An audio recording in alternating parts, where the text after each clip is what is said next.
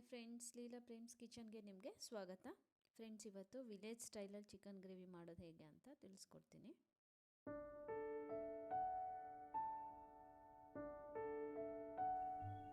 Friends ನೋಡಿ, ಇಲ್ಲಿ ಬಾಣಲೆ ಇಟ್ಕೊಂಡಿದ್ದೀನಿ.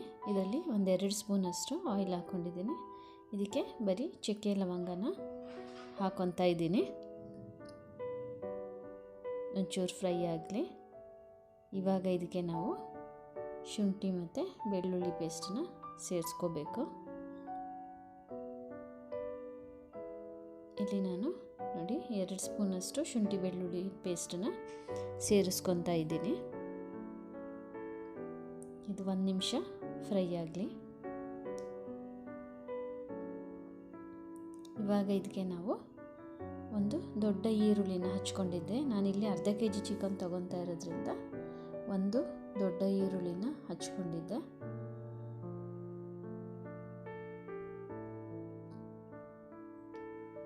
ಇವಾಗ ಇದು ಚೆನ್ನಾಗಿ ಕೆಂಪಗಾಗಬೇಕು. ನೋಡಿ, ಇವಾಗ ಸ್ವಲ್ಪ ಸಾಲ್ಟ್ ಹಾಕ್ಕೊಳ್ಳೋಣ. ಈರುಳ್ಳಿ ಬೇಗ ಬೇಯುತ್ತೆ. 2 ನಿಮಿಷ ಕೈ ಆಡಿಸಿ ಇವಾಗ ಅದಕ್ಕೆ ಟರ್ಮರಿಕ್ ಪೌಡರ್ನ ಸೇರಿಸ್ಕೊಳ್ಳೋಣ. ಇವಾಗ ಇದು ಬೆಂದಿದೆ ನೋಡಿ ಈರುಳ್ಳಿ ಚೆನ್ನಾಗಿ. ಇವಾಗ ಇದಕ್ಕೆ ಟೊಮ್ಯಾಟೊ, ನಾನಿಲ್ಲಿ ಮೀಡಿಯಮ್ ಸೈಜಿಂದು 2 ಟೊಮ್ಯಾಟೊನ ಸೇರಿಸ್ಕೊತಾ ಇದ್ದೀನಿ. ಇವಾಗ ಇದು ಟೊಮ್ಯಾಟೊ ಚೆನ್ನಾಗಿ ಸಾಫ್ಟ್ ಆಗಬೇಕು. ಚೆನ್ನಾಗಿ ಫ್ರೈ ಮಾಡ್ಕೊಳ್ಳಿ.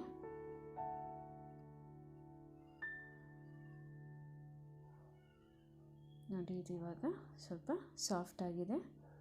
ಇವಾಗ ಇದಕ್ಕೆ ಇಲ್ಲಿ ನಾನು ಅರ್ಧ kg ಚಿಕನ್ ತೊಗೊಂಡಿದ್ದೀವಿ.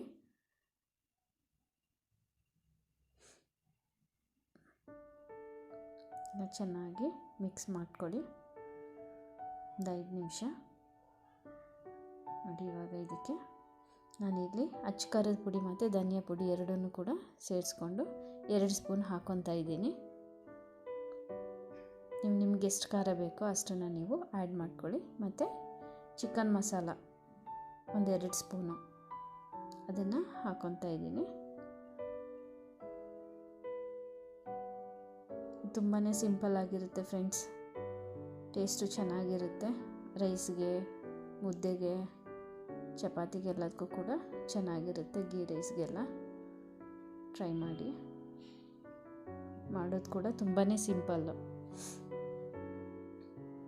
ನೋಡಿ, ಇವಾಗ ನಾನು ಇದಕ್ಕೆ ಒಂದು ದೊಡ್ಡ ಗ್ಲಾಸಲ್ಲಿ ನೀರು ಹಾಕ್ಕೊಂಡಿದ್ದೀನಿ.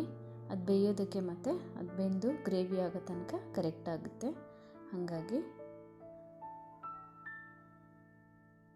ನೋಡಿ, ಇವಾಗ ಕುದಿಯೋಕತ್ತಿದೆ.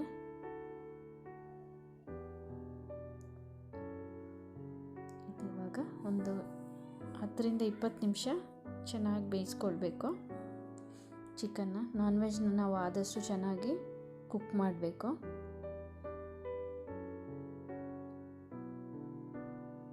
ಇವಾಗ ಇದಕ್ಕೆ ನಾವು ಒಂದು 1/4 ಟೀ ಸ್ಪೂನಷ್ಟು ಗರಂ ಮಸಾಲಾನ ಸೇರಿಸ್ಕೊತಾ ಇದ್ದೀವಿ.